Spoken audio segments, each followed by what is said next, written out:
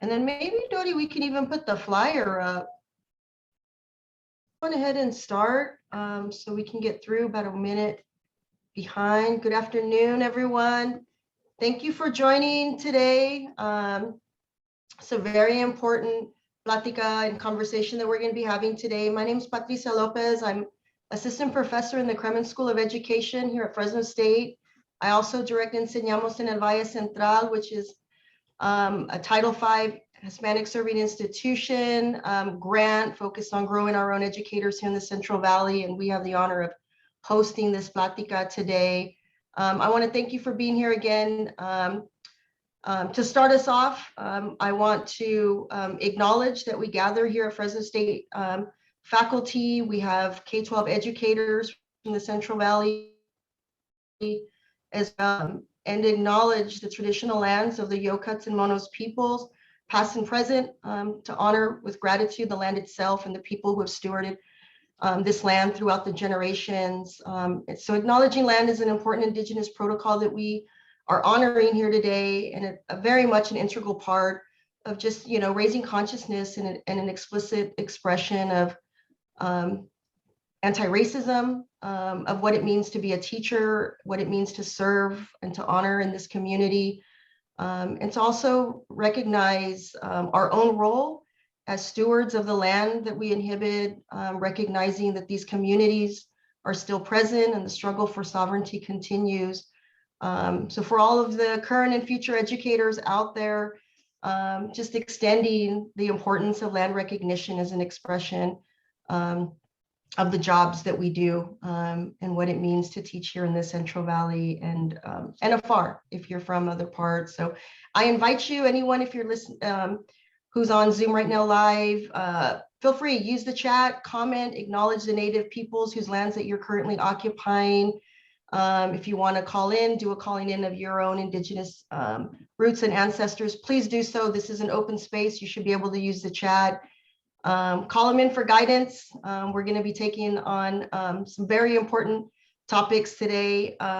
So for those of you who, if this is your first time participating in an event sponsored by Enseñamos en el Valle Central, we welcome you. I want to briefly share again that we are a federally funded initiative, and we really hold true to a commitment to equity, justice, liberation, and anti-racism. Today's plática is taking up a very important topic related to all four of those topics. And so with that, I want to hand it over to my colleague, Dr. Lowe. We can leave it on this slide as well, Dodi. I'm going to hand it over to my colleague, Dr. Lowe, who's going to be moderating with me. We're going to give just a little bit of background text. We're going to unpack just generally the historical aspects of CBEST, and then we're going to go in and I'll share some of the logistics on how the plática will take place, and then we're going to jump into our introduce our fabulous presenters. So Dr. Lowe, I will hand it to you. Thank you so much, Dr. Lopez. It is absolutely my honor and pleasure and privilege to be here tonight to help unpack some of what we're all here to talk about in terms of California's elimination of the CBEST exam. Now, when you operate on the same terrain that we do, that Dr. Lopez and Dr. Horsley and others and I, all of these tests have acronyms. We're always throwing them around: CBEST and CSATs and SATs and ACTs and GREs. And sometimes you can kind of lose the fact that each of these exams has particularities and nuances that really need to get unpacked and dug into. Before we do that, I want to just talk a little bit about some of the things that link a lot of standardized tests. And I know that everyone who's here attending today has experienced taking these kinds of tests when you were in preschool, all the way from kindergarten through 12th grade, to get into university perhaps, during your time in community colleges and at the four-year university. There's a lot of experience that you have, although possibly not a lot of experience in being invited to look critically at what those tests mean, where they come from, what their histories are. So a little bit of the history. Well, I'm not sure that I can see hands, so I'm not going to ask, put your hand up if you had to take a test like the SAT. But when you start studying things like the SAT, you learn that they were built on a foundation of a pseudoscience called eugenics. Eugenics being the science that's used to try to prove that one race is superior to another race. And so this is where we get things like white supremacy from. The history of the SAT is that in the early 20th century, it was used by the US military to help select the kinds of people who are going to be made into officers in the military, in the Army, and the sorts of people who are going to be made into infantry in the Army. The test was used to try to put white people from middle-class backgrounds in officer roles and everybody else in an infantry role. It's not a good history. We wish it wasn't the history. So how does this impact us now? Well, the person who developed this for the military turned it into the original SAT exam, which was used to help students get into college. It had that same eugenics root that the military exams have. This is unfortunately where a lot of standardized tests come from and where they start. So when we look at a test like the CBEST, and the CBEST doesn't have that exact same origin, but it does use some of the same language. When it talks about having high standards and providing accountability, we have to unpack what those words mean, because they might sound like good things on the surface.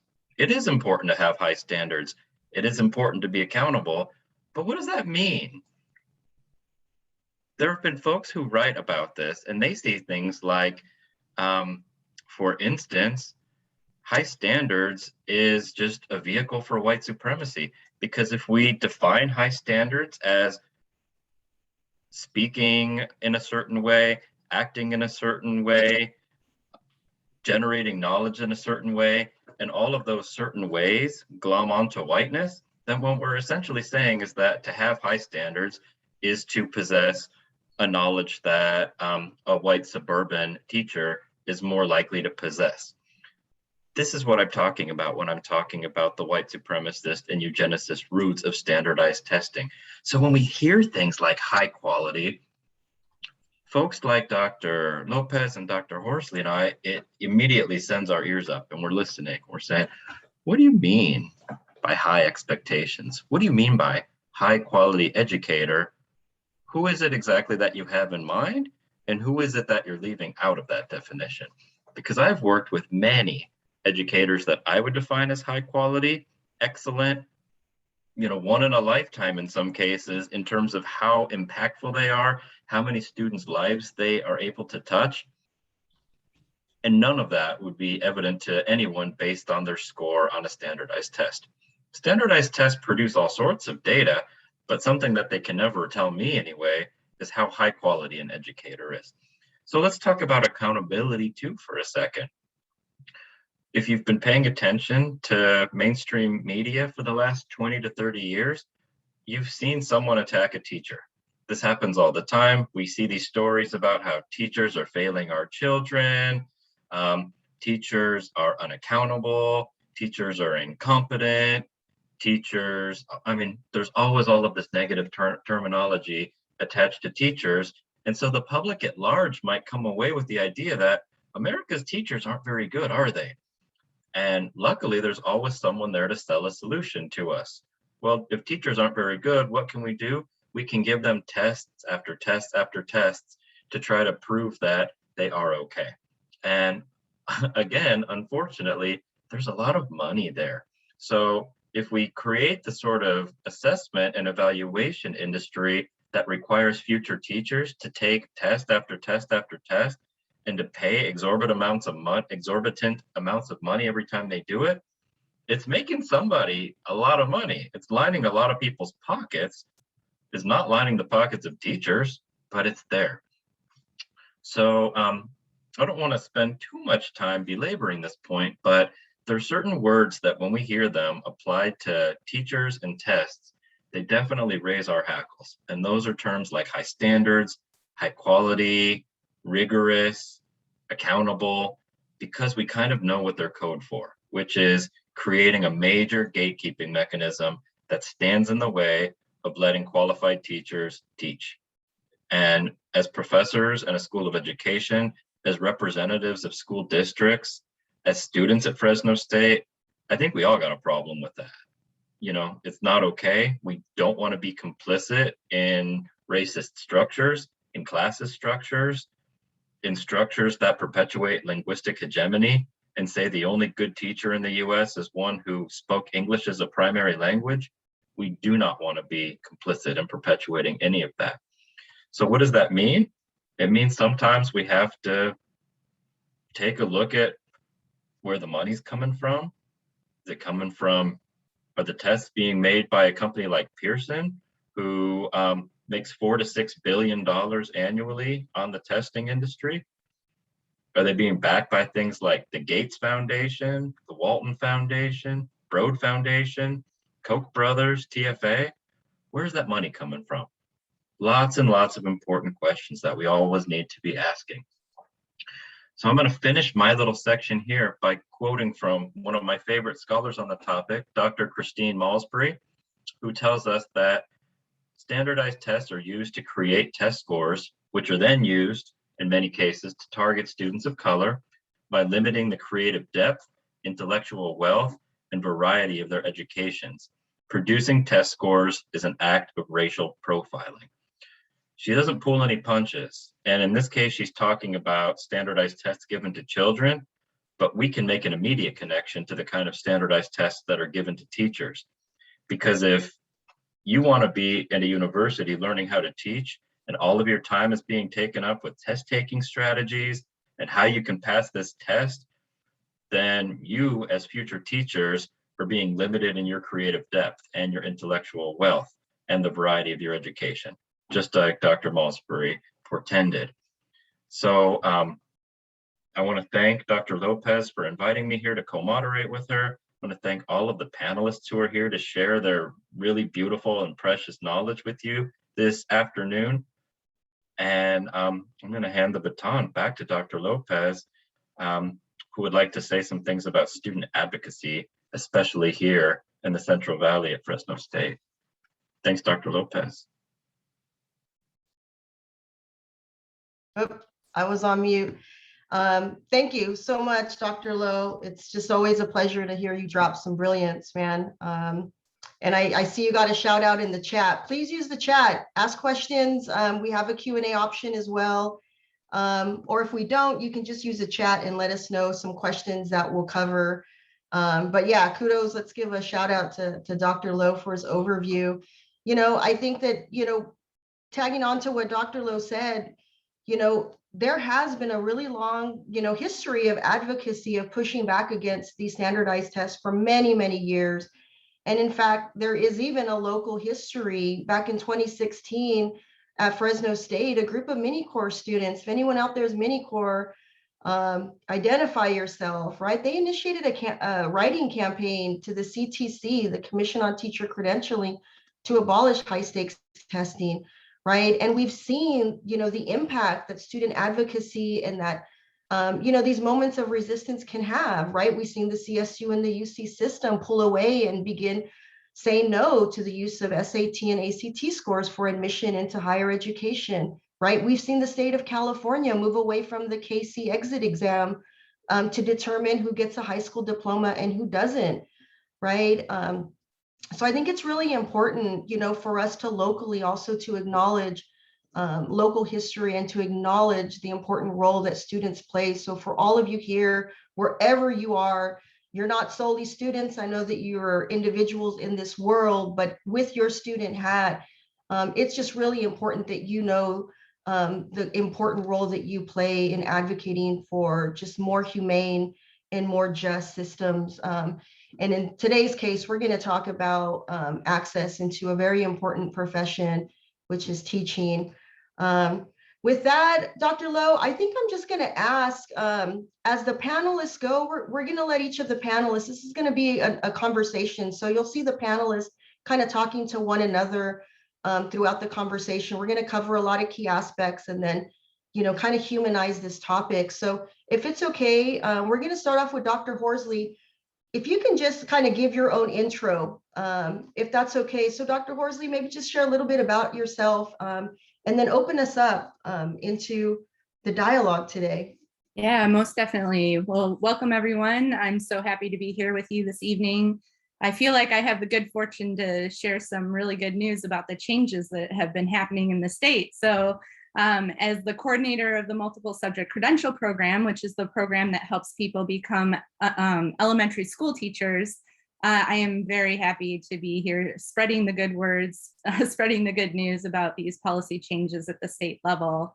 So that's a little bit of my intro. I have the opportunity to help people become elementary school teachers. So, and I've been asked tonight, I believe I can go into this to share that good news. Is that correct, Dr. Lopez? Okay. Yes, ma'am. Yes. Yeah, so I was charged with the responsibility to provide some information about, well, just what has been happening at the state level. So on July 9th, so very, just a few, like 6 weeks ago, maybe, if I did the math here, a little over 6 weeks ago, on July 9th, Governor Newsom signed the TK-12 Education Trailer Bill, also known as AB 130, which is a funding bill ultimately, but within it, they created new pathways for aspiring teachers to demonstrate that they have the subject matter and basic skills knowledge necessary to begin teacher preparation. As part of this state budget agreement, California expanded and created more choices available to teacher candidates by permitting, for the first time ever in history, relevant collegiate level coursework to be used to meet the basic skills and subject matter requirements in lieu of the exams such as the California Basic Education Skills Test, also known as the CBEST, and the California Subject Examination for Teachers, also known as the CSET. So this bill actually changed two major elements of getting into teacher preparation around basic skills requirement and subject matter competency requirements. But today we really just want to focus on providing information related to the changes related to the basic skills requirement, in part because the state is still providing us guidance around the subject matter changes. So I hope we'll have more updates for you in the future and can talk about the changes related to subject matter in the future. But as I said, we'll focus on the basic skills requirement today. I think it's really important to note that these changes reflect in some amazing way the state's recognition that intentionally designed performance-based measures are rigorous and valid alternatives to traditional paper and pencil or computer-based tests that, as Dr. Lowe said, are often run by private corporations, just racking in billions of dollars every year for determining one's readiness to enter teacher preparation. And that's a huge question. Do these corporations really know what it takes to be ready to be in our field? And there's a lot of evidence pointing that that's not the case. So even the validity of these tests sometimes and oftentimes are really questioned in really important ways. For Fresno State's teacher education programs, this policy change reflects and aligns better with our commitment to anti-racist policies, practices, and activism that Dr. Lopez was just mentioning that our students have been engaged with in the past couple of years, that activism in teacher education, because these high stakes tests, exams create barriers for historically excluded applicants from teacher education. And so this is why eliminating the CBEST is so critical. We know that there's amazing, talented people out there that need to be teachers, and these tests for too long have created way too many barriers. So as many of you know, of course, all teacher credentialing candidates must meet the basic skills requirement prior to beginning a teacher preparation program.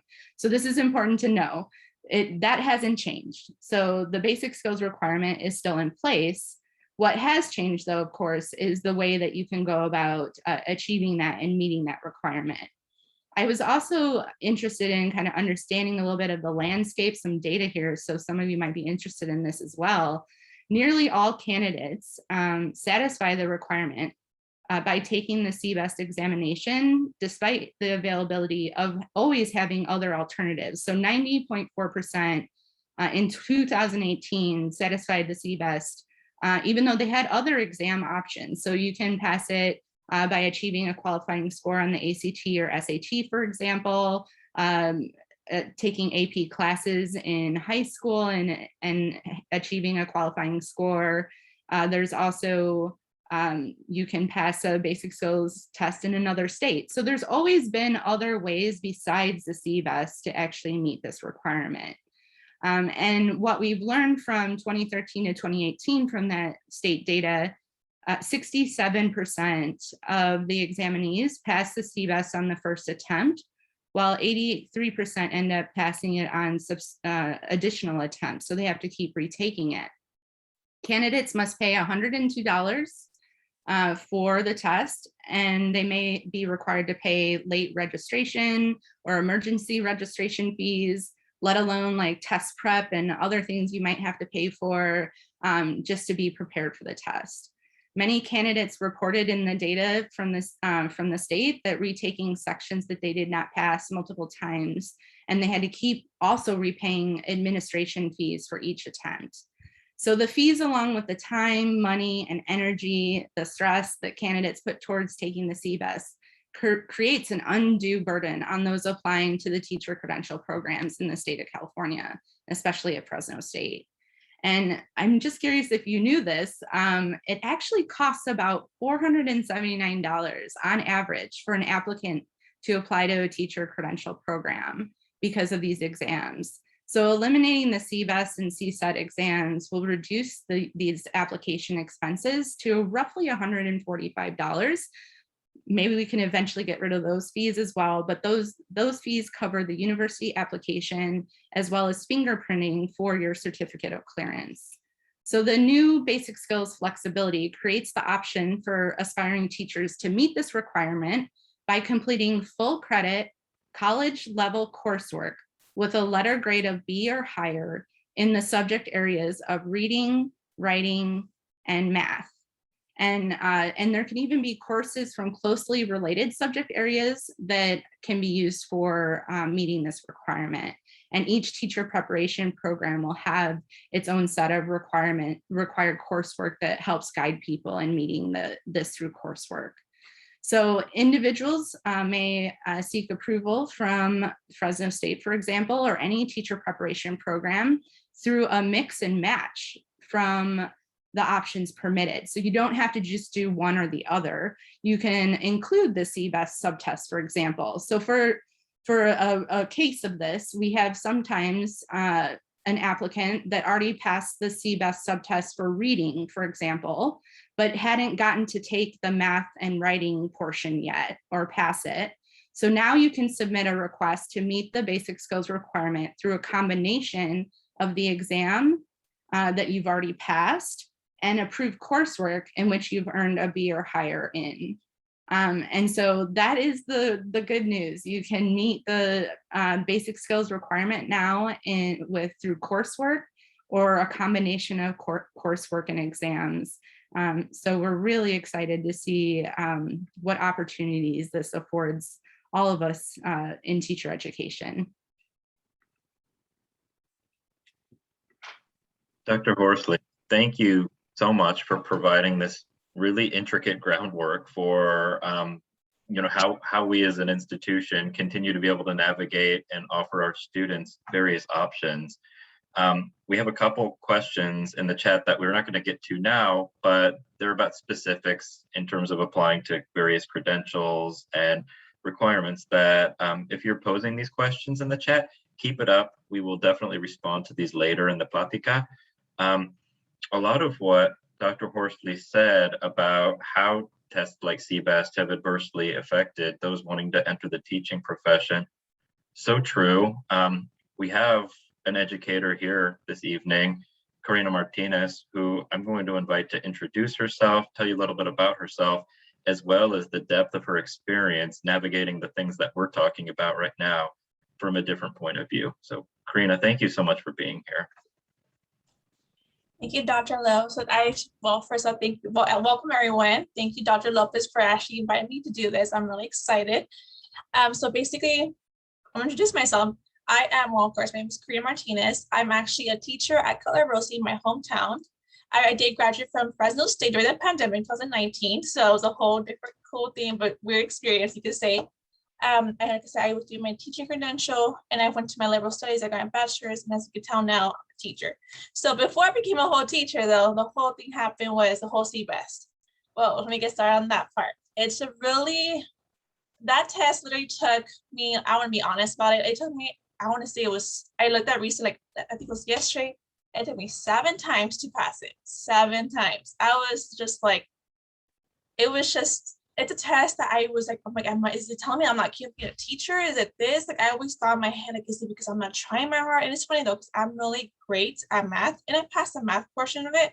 But the issue with me was the ELA and the essay part. And then I was just like, okay, I'll get support from people. I would ask for help. I was always trying to make sure that the whole point of my future was to become a teacher. And the fact that this test, it was just something that I could not pass. And it just led me to a point where I was like, do I still continue as a teacher? Because I'm like, at the point, if this test does not let me pass, what does that tell me as the person I am? But then of course I had a really good, at the time, professors, like Dr. Lopez at the time. I had friends that supported me through this. And of course I was able to pass it. And I was in, like, for example, like, the only reason I was able to pass it because of the fact that the testing really did not go based off what it said. Like, that's what kind of how I was able to pass the test. The reason I was able to pass it because the test asked for certain stuff, like for the essay asked for 5 paragraphs. It was crazy that I only did like 4 or 3 paragraphs and I answered basically quick, easy, second grade like knowledge, and I passed it.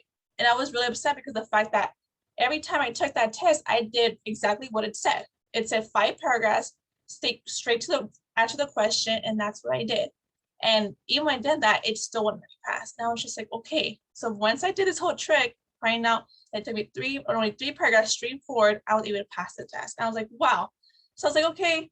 I was like, I'm done with this. I'm super happy about it. But then, of course, as I kept going, I noticed now I went to education field, I'm like, okay, now I'm gonna use the prompt, basically everything CBEST basically gave me to basically get prepared as a teacher, and it really didn't.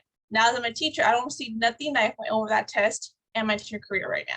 It's super crazy. You're like, oh, I thought it would go based off of the teacher, but no. Everything the teacher goes everywhere. You either well, basically kind of have to be really flexible as a teacher, but nothing in that test was in there. And I was just like, wow, so what was the point of me taking that test and stressing the fact that I could not pass it?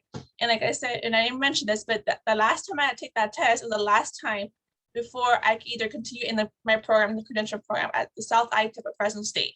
And it was the last time I had to take it. And of course, I was super pressured, super stressed out, trauma about everything about it. I was like, oh my, if I don't pass this, this is the end of my career. But like I said, I'm so thankful I was able to basically pass it. And that's something that was just like I said, that's so far one test out of my way, but I know I started keep going for more. But other than that, it was something that I believe that was a really unnecessary test for me as a teacher. Now that I see that, I'm just like, that's nothing what the kids or even the teacher needs to know to prepare for our kids in the future. Other than just taking basically taking strategies that we need as or teach our kids, but that's pretty much it. Nothing that really focus on the importance of what we should be teaching our kids now to do these days. And that's pretty much on my end. And of course, as we keep going forward, I'll keep more evaluate more about my experience. But so far, that's my introduction so far. Karina, thank you so much for sharing this testimonial. It's very powerful to hear about, well, I'm just going to call it the injustice that you faced as someone entering the teaching profession. And for you to then finally enter and to look back at that test and to say, it didn't prepare me for shit. Sorry, I can't hold my tongue sometimes, but it didn't prepare me to teach. How dare they limit my ability to enter the profession that I've always wanted to enter on the basis of lies, right? So, Karina, we really appreciate the ways that you're able to very deftly humanize the experience that you've had. And I want to go back to something that Dr. Lopez shared earlier about the students in 2016 who advocated to do away with this. They did it because of experiences like yours, Karina. And I'm going to use this to segue into our next speaker, who is Caroline Alvarez, the Vice President of ASI. But this is very much a student issue in addition to being other types of issues. And for me, it serves as a kind of constant reminder that we don't have to accept the realities that we're given and just say, that's how things are, that's the status quo. When students like those that Dr. Lopez mentioned sat down and engaged in a letter writing campaign, we can't prove that they're the reason the state of California made changes, but we also can't prove that they didn't. When enough people stand up and say, we've had enough of this, or this is completely ludicrous, things can change.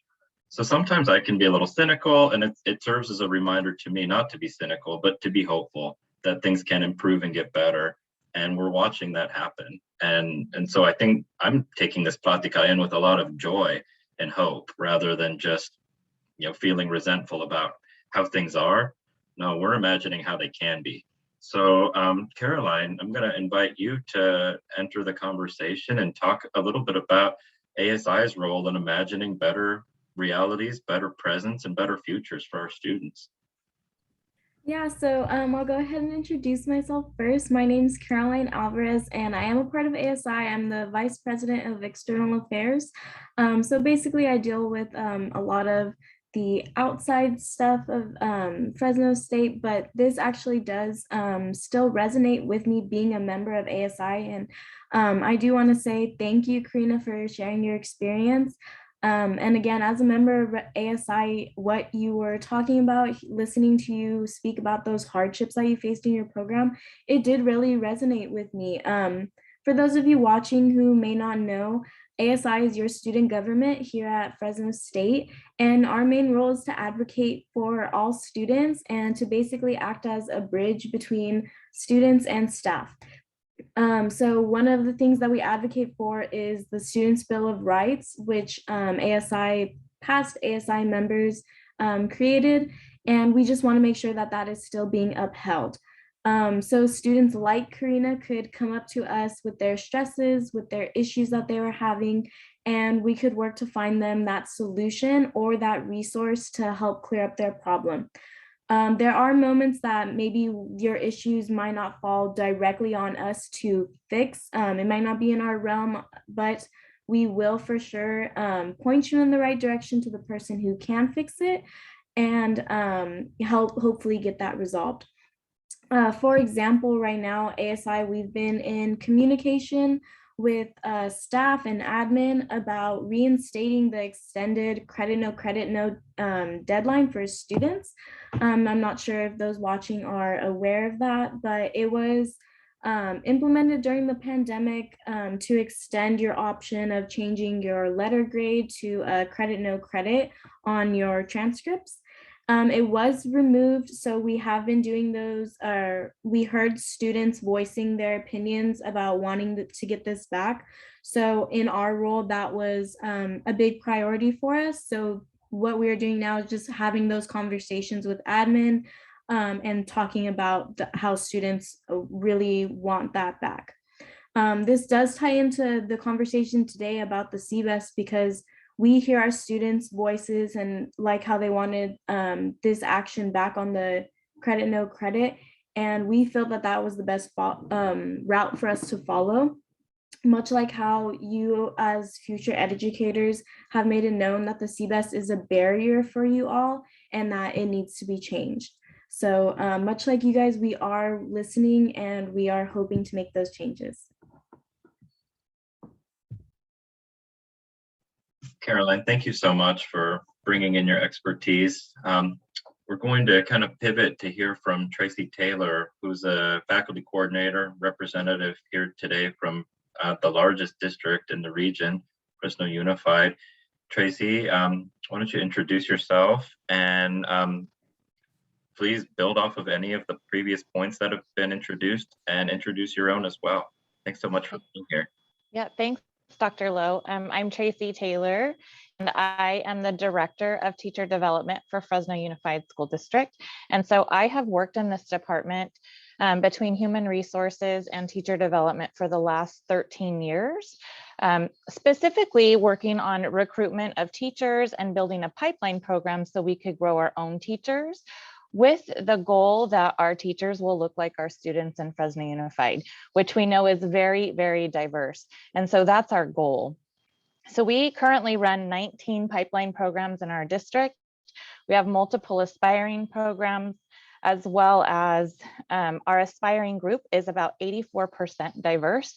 So we're really grateful for that we're making an impact on changing what the teachers of Fresno Unified look like, so students have role models that look like them. And I just want to celebrate tonight, as Dr. Lowe said, that he's hopeful with not the elimination of CBEST, but that the equivalency that has happened, that this will change the playing field for many teachers and level it a bit. And so, as Caroline mentioned around credit, no credit, we know that to get into master's programs and other programs, you still have to have grades and you have to have a GPA, because that's critically important. But there are some courses that may be required for teaching that students could get a credit, no credit for, to help them say that they're qualified in an area. And so I think that this could be a barrier for some students, or could bring down their GPA. And that can also be a barrier in getting into a credential program. And so it's important that we look at multiple measures as teachers get into credential programs, as teachers are hired into the district, that it's not just about GPA, that it's really multiple measures. What are their letters of support say? What are their references saying? Would they put the, one of the questions that we ask in the letter of support is, would you put your child in this person's classroom, or want them to teach, or would you want to work side by side with them? And that says a lot if a person can recommend you and say, yes, I trust this person fully with having my child in their classroom, regardless of GPA. We know that things happen. I might have gone to school 15 or 20 years ago and now decided that it's time for me to be a teacher because that's really my calling. But oftentimes that we've worked in partnership with Fresno State to be such a great partner and looking at multiple measures, that if that was 10 years ago or 20 years ago, I'm a different person now in a different part of my life, that I could have had some trauma that happened in those years in school. And now it's time for me to focus and really be an advocate for kids. So I'm just excited to celebrate that there's multiple ways to meet CBEST for people to shine when they've passed a class in writing, or passed a class in English, or even math that shows that they've met the minimum requirements. So it's great to see even Karina's perseverance, that she didn't stop. And that could have been a barrier to ending her dream of being a teacher to impact other kids. Thank you for that, Tracy. Yeah, I mean, I think that this issue, we can take this issue head on as just an elimination or a move away from, an historical use of testing to access the profession. But as you can see, folks, there are all of these other layers that are really tied to this monumental shift that we're seeing. And so, yes, in the spirit of excitement, I think that is the piece that we want to make sure that folks are knowing. This is a forward movement that can have many implications on many other things. And I think on the point that Tracy's making in terms of diversifying the profession, I think that is another fundamental factor. We know that in K-12 schools here in the Valley and across the state, but let's talk about the Valley. It is a majority of young people of color, and these tests have from the get-go been major roadblocks to even just accessing the very first step, which is to get to us in the credential program. And so we can't even fathom how many, folks out there, how much talent is out there that at one point, or maybe even currently now, still have an aspiration to teach. And so I think the issue of diversifying the profession, young people seeing themselves in their teacher, bringing that community cultural wealth into the classroom, is also a very important aspect of this major shift. I think the other thing, the importance of, having educators come back and be part of these conversations, but also our current ASI, is that even when we change our policy, it doesn't mean that you're in the culture of something like teacher preparation, right? And so it's very important. And I wanted us to jump in because I think a lot of the questions we want to get to about the nuts and bolts, and to Caroline's point, how do students exercise their rights to now activate and utilize this method for accessing the profession. And these are things that we need to be very mindful of, right? Just because we made the change, to Dr. Lowe's earlier point, like, it doesn't mean that we've changed the people who still hold those kinds of ideologies and who maybe don't like the fact, right? Testing is easy and simple. There's no issue that some individuals have that it literally will structure some people out, right? Well, now that we have a system, to Tracy's point, that's more holistic, that is more open to understanding each candidate and what they bring holistically, that actually, you know, we need to be real that that is going to butt up against individuals who just simply don't believe that we need to go that far for students. And when we say for students, we're talking about specific students, right? We're talking about those who have been structured out, right? Black and brown educators in particular, bilingual, non-English speak, you know, English wasn't their first language, right? Bilingual individuals, emergent bilinguals. So these are things that are really, really important. I want to stress this as we think about this change and all these other things that are going to just kind of disperse, and what you as students and aspiring teachers may confront, right? You may end up having that situation and that little bit of resistance, but we are here to tell you with ASI, with our colleagues in the districts and our colleagues within the Kremen School of Education, we are here to have your back. So with that, Dr. Horsley, I want to shoot it back to you because as you can see from the chat, and I know you've been answering some questions, we've had a few things come up just about the nuts and bolts and what students can start doing. Do you mind, Dr. Horsley, kind of jumping into some of the things that you're pulling away from the chat here in terms of what students need to do to apply and to get into our programs? Yeah, so so I will say that just linking to what Dr. Lopez was saying about there is resistance. I mean, there's a level of resistance even among those in teacher education. They're kind of thinking like, oh, this is going to be so much more work and this and that. But we really tried at Fresno State to mobilize pretty quickly and form a committee for the basic skills requirement, really tackled this head on, even really trying to point to some of our colleagues that may have had some of those kind of common sense ideas, these ideas we take for granted about what it means to be a highly qualified teacher and that some test has to determine that for you, right? So that was some of the work we had to do and are still doing even at Fresno State. And as we connect with colleagues across the California State University system, we know that this is kind of a dominant narrative or way of thinking that we're kind of trying to unpack and tackle together so that we can all be on the same page. So we did mobilize pretty quickly at Fresno State, and yet with that, like I was saying, this is a brand new option, a brand new process. So with all the different credentials, as you can see in the chat, I was mentioning that this applies to several credentials, not just basic credentials for, you know, secondary education, elementary education, and special education. It's across a lot of areas. And so we wanted to think about how do we make this process like uniform across a unit that has different needs and different students, and uniform so that it wasn't so confusing for different, you know, if I'm a student over here, applicant talking to my friend over here, are we doing something somewhat similar to each other, and how can applicants help each other? So we want to keep something consistent. We also wanted to make the process relatively easy because we don't want to create an additional barrier that made people break down and, you know, feel like, oh, I just can't even get this done. And then thirdly, we also wanted to do our due diligence. I mean, we really do want to make sure that we're meeting the requirements that was set out by the bill, and we have the California Commission on Teacher Credentialing, the CTC, with them giving us guidance. So we had to really double check all of the information that we were getting. So it's taken a little bit of time. So what we ended up doing is, especially to make sure the process was working or would work, we developed 2 processes and piloted and did a small pilot from August 11th to August 30th with our currently enrolled students, which you might be saying, well, wait, how are they in the credential if they don't have their BSR? Well, during COVID, the testing centers shut down.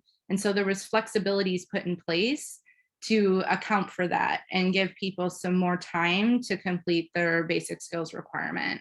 And so, so we had about 56 students across our multiple subject, single subject, and special education credentials that were invited in to test out the process, the two processes. We had 37 complete the form, the request form, all 100%, all of them, 100% met the basic skills requirement in this pilot through coursework or a combination of coursework and exams. Boom, just like that, that stress, those worries, the financial burden just got removed for those 37 students. So we then have met to look at the data. We gathered information from the students. We gathered information from those reviewing on the committee. And we have now developed an improved basic skills requirement coursework audit request form. Boy, is that a mouthful. So an audit request form for coursework for the BSR.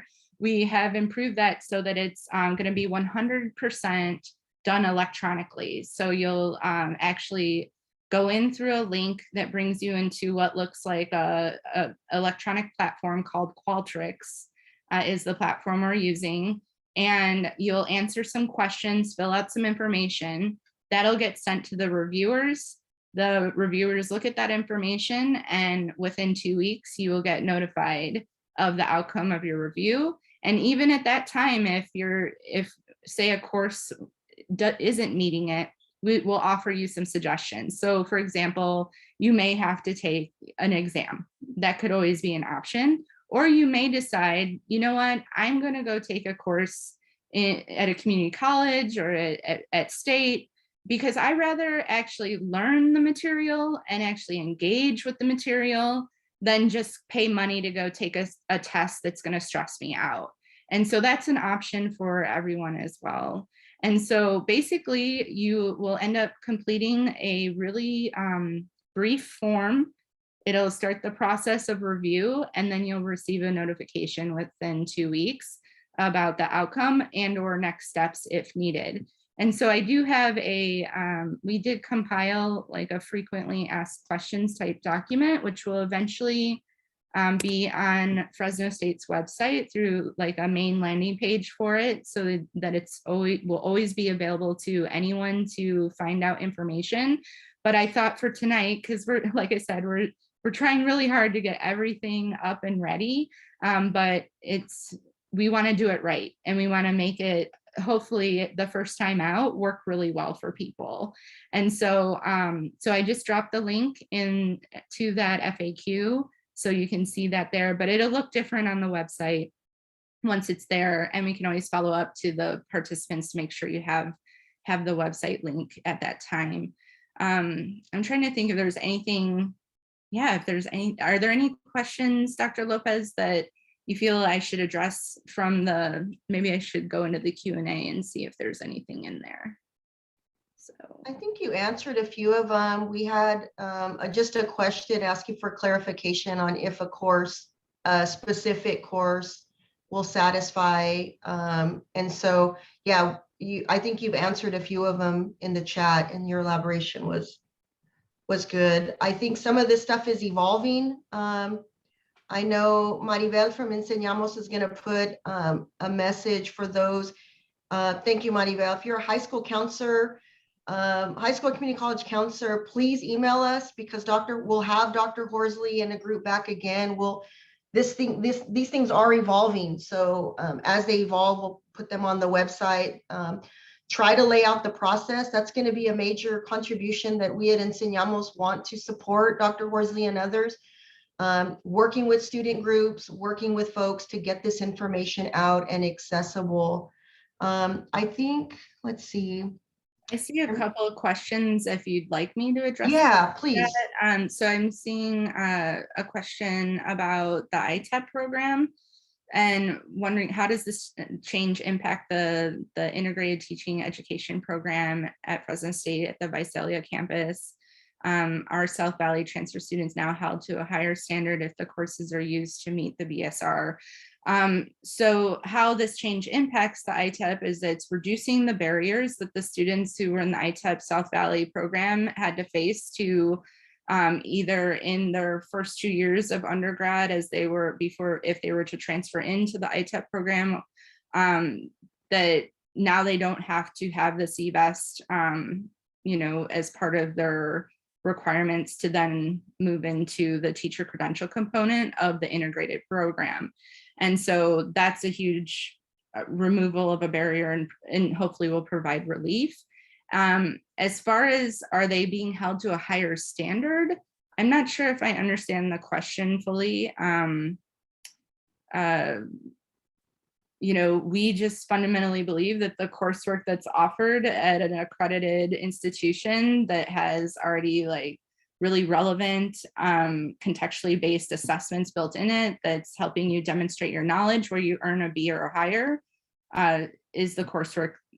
Those are the criteria set forth by the state. And we also have our academic advisors will be working with community counselors in the near future to make sure that we're really clear on what courses at state are clearing this and what courses at the community college levels would be clearing and meeting these requirements.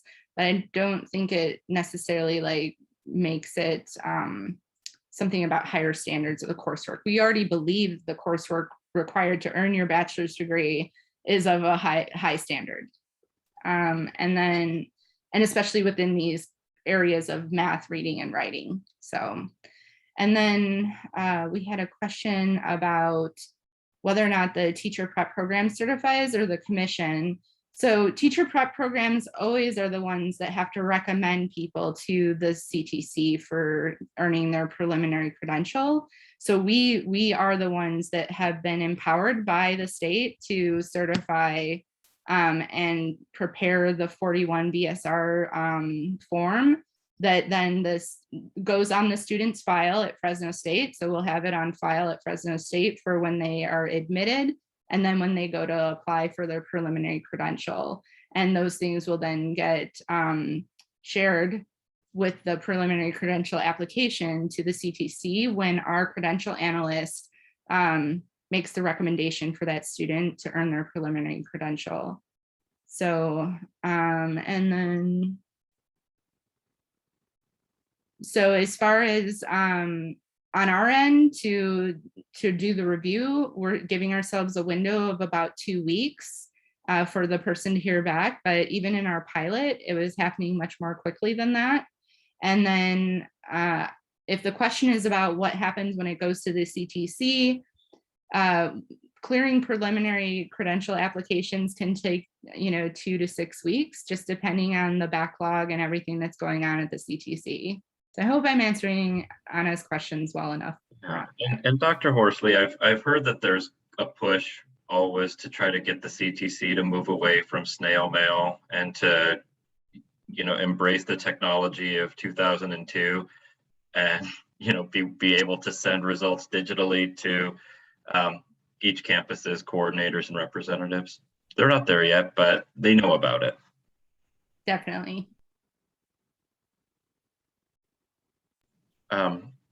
One other thing I wanted to piggyback on something Dr. Horsley said, when responding to our coursework being of a higher quality than a test. And, a word that we haven't used tonight is professionalization. And I think one of the things that a lot of schools of education see when they look at prospective teachers is people with professional knowledge in the making, people who are situated to make important decisions about children and community and family. And these are all things that tests don't do. I think tests almost by definition are deprofessionalizing. But all of the things that Karina has to do in the classroom are things that educators at a school of education trust and respect teachers to be able to do. And I think, Karina, that's probably what you found the test lacking in, right? So we have a deep belief that being in dialogue with one another in coursework is really of a higher quality, but no higher barrier there. Okay, so I'll keep going with Dr. Lowe, he's saying, so basically, yes, I totally agree with you. It's something that as teacher now, I'm just like astonished by all these tests we have to take, and doesn't really reflect on anything you do in the classroom or even the benefits to students. And that's what something that really does, as an educator now, really does take some toll on me. I'm like, what was the point of taking all these tests when the whole purpose is us as educators to give the support to our students that they need to basically be ready to go out to the world, learn everything they're supposed to learn, and basically prepare for the future. And that test does not help me as an educator teach the stuff my kids need to know. Yeah, I understand that it teaches, I guess you might call basic skills. All right, that's fine. But I think there's other ways, like Dr. Horsley was saying, other ways we could do that as such as classes, like take classes that actually go into more depth in those things and just taking these tests that really do cause a barrier for other teachers or for future incoming teachers. And like you said, I think it's super important that what if this whole little test is literally causing us having a great, wonderful teacher in the future? Like, you never know. Like, it could be like, and this, even that could turn into having the best kid in the world, and it turns to being the next president. Like, we don't know that. Like, that teacher can really affect that kid. So it's like that stuff like that is where I'm trying to make people understand that CBEST, yeah, I understand it's a test we have to take, but I don't see how I don't understand how we can really make other things, do other things that actually go basically intertwine with the test. And like Dr. Horsley was saying, I'm really happy to hear this now that I'm a faculty educator much later now, but I'm happy to hear that there's actually things going on that actually people are doing now that actually taking a big toll on this and actually changing our future for us educators. And like I said, literally the test did not prepare me at all to enter the classroom. It was a waste of time. It didn't really tell me what I had to do every single day as a teacher. Every day as a teacher, you literally go in blinded. Like, it's something always new. It's never the same thing. I could have my kids, I could have my whole kids the whole year and I still wouldn't know, like it changes every year. Kids change, stuff happen, like the environment changes. Next thing you know, I do, for example, they want to teach me, they want me to teach a certain curriculum, like for math in this, like, let's say I want to say ELA wonders, but that's what they're going to call it. And then next year they want to change it to something else. I'm like, so basically as a teacher, that CBEST, like the test did not tell you, oh yeah, as a teacher, you're going to keep changing this. Like, no, it doesn't tell you that. As a teacher, you're kind of like you're basically modifying yourself every single day, modifying your body, your mind, everything every day, because every day is a whole different environment. It's never the same. So that's why I think it's really important that we need to stop taking these tests and really focus on giving our kids more as culture stuff going on in the world. Because there's so much stuff going on in the world right now that kids are even, I know kids are even like noticing right now. And of course, now we have tablets, they're noticing everything. I think it's really important that we now as teachers, we get more about culture, but what's really important about life, yeah, education is really important, but there's more things than just us giving our, teaching our kids test taking strategies when it's not really about that. It's more bigger picture, basically. That's why I want to say it. And I basically, I'm hoping one day, that if we eliminate this type of other more tests as well, hoping it actually gives us more equity education for our kids, and more educators, more diverse teachers, more diverse. And I hope we do inspire that. And I hope we do inspire people that want to go to education, go into it. I know these tests might be a barrier, but don't make it stop you to be who you really want to be. Because at the end of the day, the way I see it, either you do a job that you really love, or you do a job that you really hate the day. And that's pretty much what I'm going for. Thank you for that, Karina. And I think you bring really good points about how this change also opens up an opportunity even for districts. You know, Tracy, I know that we've had conversations, and just even the amount of money that the districts have had to put in to things that could otherwise be spent differently. You know, what opportunities can we even have? Can this change even have for your educators and paras and other folks at the district level, Tracy? Absolutely. I think, you know, as Karina was talking, I was listening from, you know, from a recruitment lens and from what's best for students. And we have in the past spent probably about $40,000 on test taking. So eliminating, and a lot of it was around the CBEST, and Fresno Unified is invested in supporting everybody who wants to be a teacher. It's actually a recruitment strategy for us to come and say, get test prep here we've prepared you, this may be the place you want to work. So we invite everybody, and I know the Kremen has sent us quite a few people, but $30,000 to $40,000 a year is a lot of money to invest on just preparing teachers to pass an exam. And we know that there will always be baseline things you have to pass, right? Just like the subject matter and the CSETs, you have to, if you want to teach multiple subjects and you are a history major, you have to show that you're competent in other areas to teach that as well, either through coursework or through the subject matter exams, or a business major wants to teach math. So some of that is going to support other people. But if that's your major, liberal studies, to become a teacher, this has eliminated and leveled the playing field. And Fresno State has one of the largest, Kremen graduates the most from liberal studies. And in the past, there have been a lot of people who haven't been able to get into the credential program. So as we partner and we work closely with Fresno State, meeting, I think sometimes on a weekly basis around different issues that are happening, particularly with our residency student teachers. So it's a strong partnership and collaboration. But going back to our previous graduates to say, now you have the opportunity to teach. And I'll give you like 2 examples. We have one student that was in our residency that graduated with a degree in liberal studies that couldn't pass the CBEST.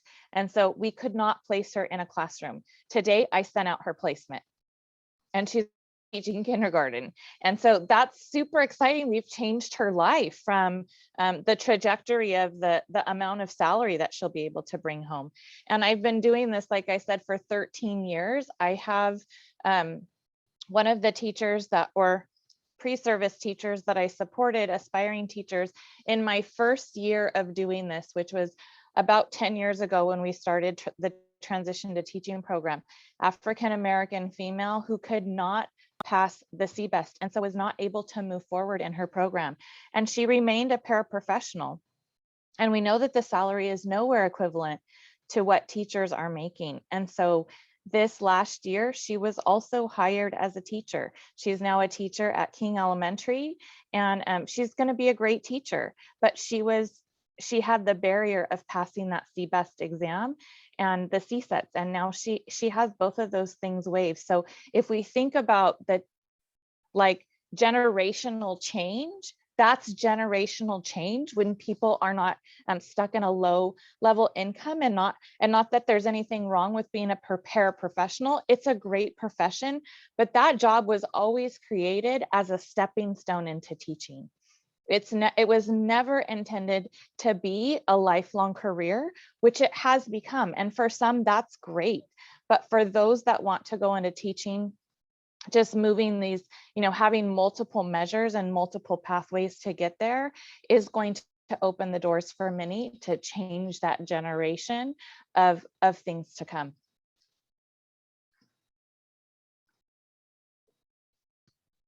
Thank you so much for that, Tracy. Yeah, so folks, you can just see where this change has just implications that are just so far reaching, and just a lot of opportunity and a major precedent, right? I know that there have been some comments made in the chat related to RICA. I know that Dr. Horsley has responded to, I think a few of them, right, Dr. Horsley? This is the first step. I think, like anything, you create a precedent. We're able to see, to Karina's point, to Tracy's point, that we can't see any empirical evidence that shows that somebody who did or didn't come into the profession by way of passing CBEST is, outpacing somebody else. I think that the RICA exam has definitely been scrutinized as well. I think our literacy colleagues in particular have really unpacked that exam, and just the misalignment with just what we actually do when we prepare teachers, and to Karina's point, what they're actually doing in the classroom. I know that I have referenced and really lifted up our colleague, Dr. Jeannie Baring, who just recently retired, and working with Fresno Unified, we have the FAST, and unlike any other CSU or region in the state of California, we are the only place that has a local exam that's in fact more aligned. I don't know, Tracy, Dr. Horsley, do you want to speak to that? Like, because that's the thing that the state says, well, if we do away with RICA, then what do we replace it with, right? And, you know, I've been an advocate to say, well, look at what we've done and built locally, and can it be a starting point? Do any of you want to speak to that there are options? I think that that's just the thing, that there are options. Yeah. So I guess when literacy is not my immediate background, but when I think about kind of the different ways that people can put portfolios together to kind of demonstrate their learning in very applied ways that connect the theory, like what we understand about teaching and learning, and connecting that to practice, there's definitely ways to do it that also doesn't cost people money. And I think the example Dr. Lopez gave is around the Fresno assessment of student teachers, is the FAST is a really great one, because we're the only program in the state of California, and I think we're the only maybe 2 or 3 in the nation that have our own approved, validated assessment for which is focused on performance tasks. And it kind of gets built more into our curriculum and built more into local context, like really understanding the context here. And our university faculty and our coaches are the ones that are trained to be reliable reviewers of the performance tasks. And I think this is really important to then think about, like, we understand the local context and the teaching and learning that's happening in our local district partners, where if you're doing the RICA or performance assessment, the teaching CalTPA, EdTPA for that performance assessment, some random person who's hired who might not even have an education background is reviewing those assessments for the state of California through Pearson. Like, again, echoing that same thing, that this is like often follow the money, like what's driving these assessments to be in place to begin with, and this whole kind of like apparatus around it with generating money. And so I think there's a lot of opportunity to think about what we've learned from decades long of having this teaching performance assessment being local and free. It saves our students $350 to not have to pay for the Pearson version. So I think there's opportunities for us to think about, what did we learn? How do we study it? How do we check for reliability and validity and all those good things that the state's going to require, and apply that to the literacy assessment, and thinking about what that could look like at a localized level as well. So true, Dr. Horsley. And you know what, teaching is inherently a collectivist enterprise, right? When you're a teacher, you work with other teachers, you work with students and their families and administrators, and testing is inherently an individualistic thing that tries to say all knowledge lives in an individual's head and you pass or fail only according to your own strength. As I said at the very beginning of the Plática, a lot of testing is built on white supremacist thinking. That kind of individualism, that's white supremacist thinking. So when we do the things that we keep talking about in this Plática, that Dr. Horsley's talking about and everyone's talking about, and emphasize local knowledge, local assessments, dialogue and discussion, we're leaning into what teaching really is, right? It's a collective endeavor made up of communities of people who think differently and bring different things in. We're trying to do away with forms of assessment that perpetuate this idea that it's all about the individual. And I think that's my piece. I think I was adding on to what you said, Dr. Horsley, but I realize I may have gone on a tangent too. I think we can also demonstrate this through video of, all of our student teachers have to video themselves teaching, and it can be a part of the FAST around literacy, around teaching reading. And that gives an opportunity for us to see how they perform in the classroom. That's the best interview that you can have as well, around seeing somebody do what they love to do every single day. I may not be very good at interviewing in person, but when you see me in classroom, I'm a rock star. But it could also be the other way. It could be I'm a rock star at the interview and you see me in the classroom and you think I would never put my kid in that class, right? So it's important for us, again, to look at multiple measures around all of these different things. You know, if you're going to teach kindergarten, I want you to be able to know how to teach my kid to read. That's important. But I don't know that the RECA is the only measure that can demonstrate a teacher can do that. There's also a question in the chat around CBEST for subbing. So I'll just give a little plug in right there. Yes, CBEST will, or the equivalency. So the basic skills requirement, meeting that BSR will be required to still get a sub permit.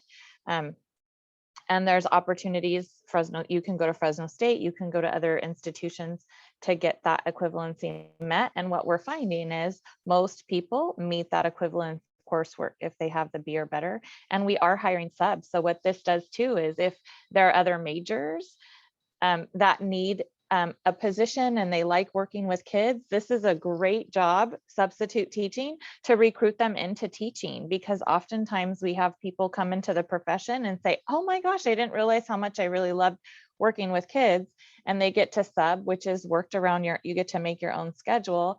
And then they end up wanting to go into the profession, and now they've already met that first requirement around CBEST. Tracy, thank you so much. You know, I'm thinking about how collective action keeps coming up, and like speaker after speaker, panelist after panelist. Caroline, I would love to invite you back in because you represent one of the deliberative bodies here on campus that's all about collective action. What can you kind of say about, you know, the ways that students can advocate for their own rights and representation in these and other dialogues? Yeah, of course. I meant to mention this earlier, going back off what I had said about the Student Bill of Rights. It's actually on our ASI website. So if you go to fresnostateasi.org, there's a tab that says resources. And if you guys feel that your rights are being, you know, impeded on, then you can fill out a violation form, and there's definitely, there's also another link that shows the whole Bill of Rights itself, so you can view that. And then going off what you were saying about like having conversations and talking to one another, you know, we heard multiple times today that the CBEST test, it's a very narrow way, along with other standardized tests, it's a very narrow way to assess students. And having those conversations, having that discussion, it brings it up to ASI members like myself that we need to have broader discussions about other methods of assessment that may or may not be working for students.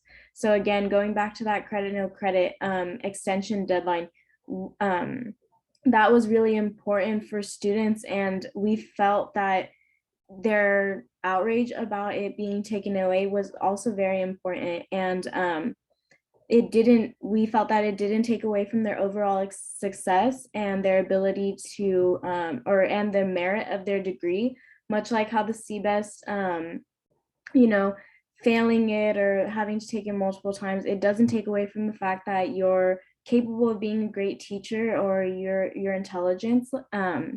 So another thing is, you guys were talking about diversity and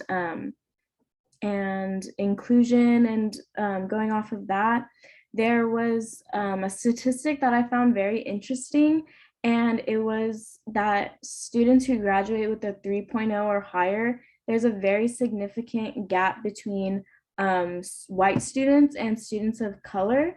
So whether that be Black or Hispanic, I think there was like a 20% difference.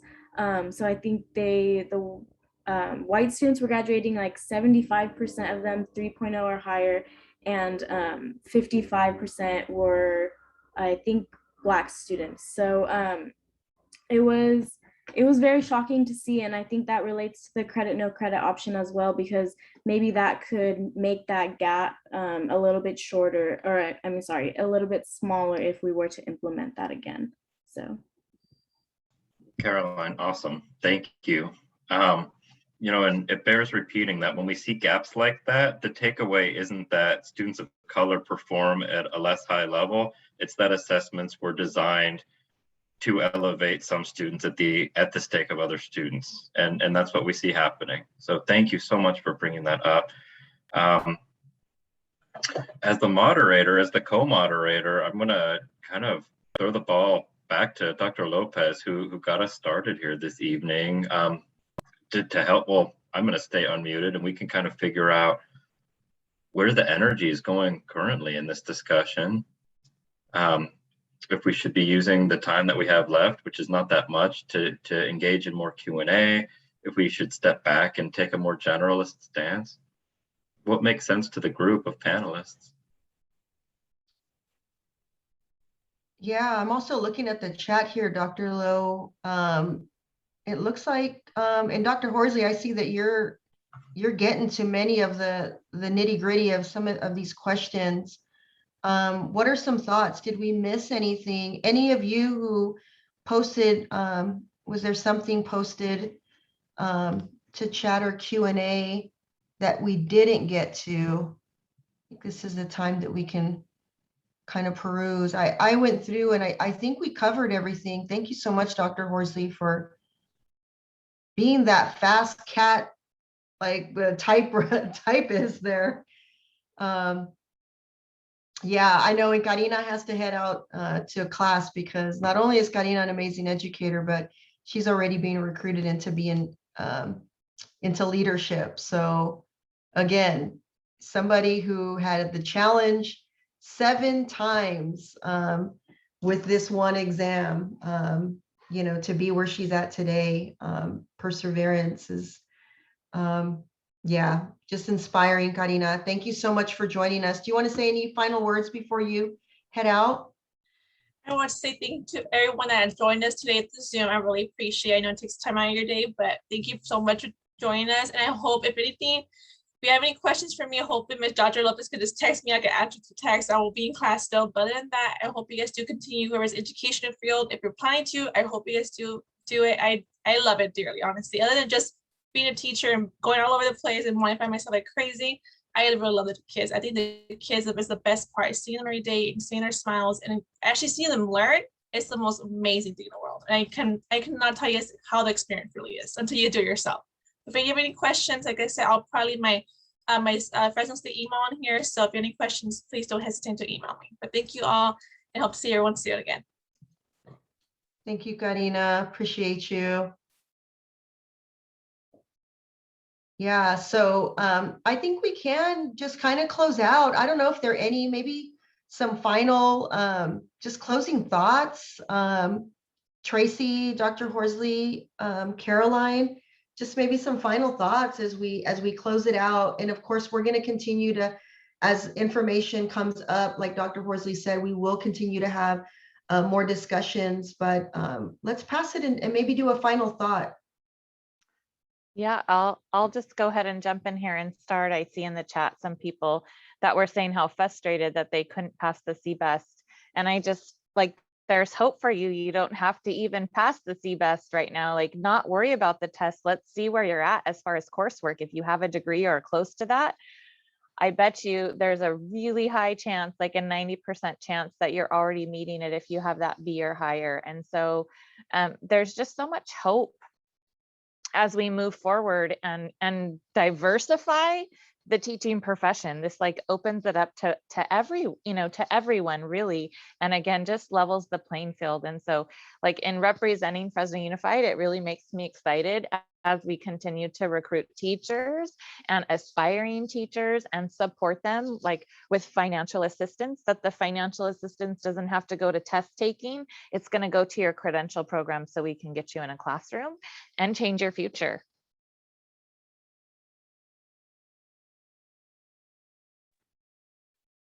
That's so exciting, Tracy.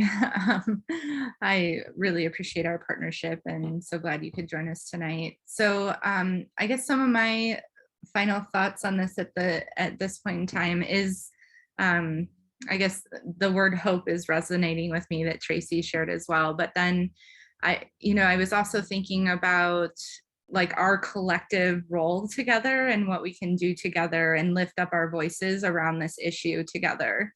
You know, right after the policy was signed on July 9th, like within the couple days after that, it became a part of the news cycle, especially in social media. The Fresno Bee had articles out there, the GB Wire, a few other like local news sources, different districts and other credential programs kind of put some things out as well. And, you know, I think because everyone has experienced standardized testing in their life, everyone thinks that that is the way. Like, well, I've done it, I've experienced it, whether it was for teaching or getting into medical programs or just to get in college, it becomes this dominant mindset or like narrative of like how we have to exist to prove our worth. And so I saw a lot of that reaction in the comments, and I know everyone says you shouldn't look in the comments in social media, but I do kind of go in there feeling some responsibility, especially with education, to maybe wade in a little bit and offer some counter narratives or alternative information, at least, that is not alternative in the sense of incorrect or fake news, but actually what I'm hoping is more educative. You know, it offers a new way of knowing about this or some additional information. And so like one of the biggest myths out there right now that I see in social media is this narrative that the basic skills requirement is gone. Like it's been removed from the whole, like it's just no longer exists. And of course, as we're saying, the basic skills requirement is still there.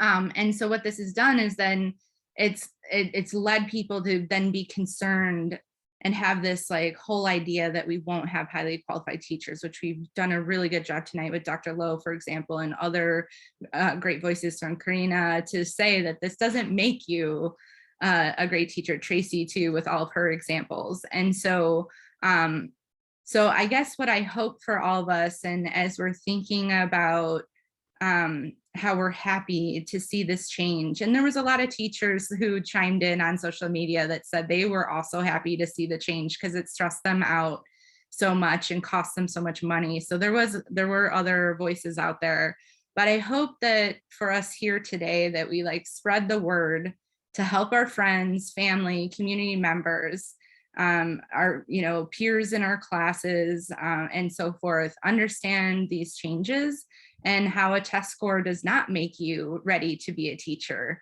And so I just hope you will go out there and lift your own voice up and help people kind of question these myths out there about what's happened and advocate for yourself and for the profession that this does not change the quality. In fact, I think we're going to see the opposite. I think we're going to see huge strides in understanding different ways of understanding quality that will really get at our biggest like problems of practice in our field. So I'm pretty excited about what we'll see in the near future. I am too, without a doubt. You said it so well. You know, I want to finish tonight by just reading some words that Gloria Ladson-Billings wrote a quarter century ago, and she wrote, "Creating tests as barriers to admission seem to appease the public's outcry for higher standards, even when those standards have no relationship to performance." That's what we saw 25 years ago. It's what we still see today in those comment sections where folks say, "Oh, you're getting rid of the basic skills requirement? How are you going to have high standards?" Finally, and I'm going to circle back on all of the hope I'm hearing from the other panelists. Finally, we're seeing that narrative start to crack. And I feel tremendously hopeful about that. I agree with you, Dr. Horsley, that we're not going to be taking steps backward, but steps forward and seeing just such tremendously exciting things with the teachers that are being grown, cultivated, and developed here in the Central Valley. So awesome. I'm so excited to have been a part of this powerful dialogue tonight.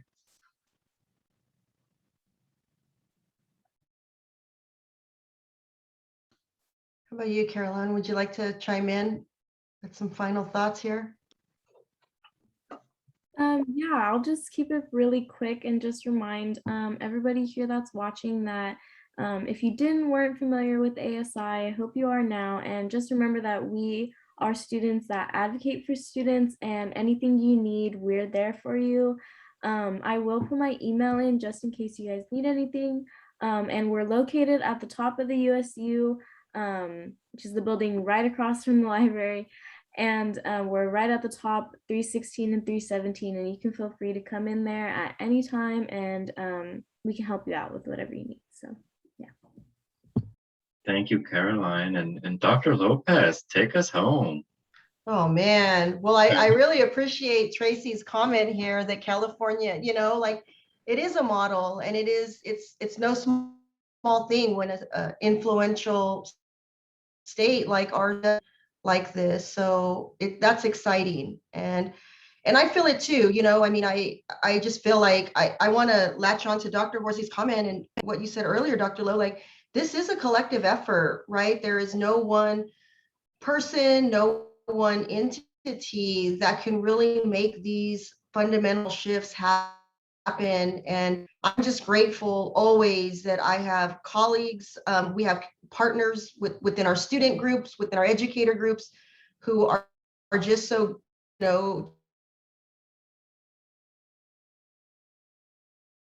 but this is evolving. We will continue to stay on this. Again, I think that we're very fortunate to have the leadership of Dr. Horsley and many, many others in Kremet and Tracy Taylor and others in the districts. And, we will continue to keep folks activated or activated. I'm like on the activism vibe over here. Just keep everyone busy. There are a lot of the questions that have come up to Dr. Horsley's points. These are things that we're still working through. And so staying on top of it will be important in keeping our partners, our communities, keeping parents involved, keeping educators and counselors involved. So we're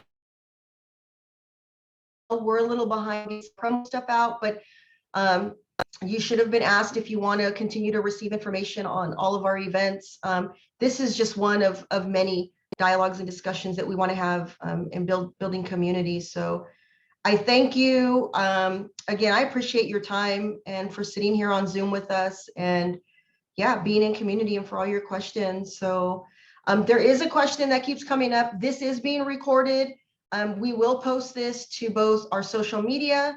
Thank you so much, Maribel. Maribel is in the background, just, making sure that everything here is flowing. So shout out to Maribel, who's our academic advisor for Enseñamos.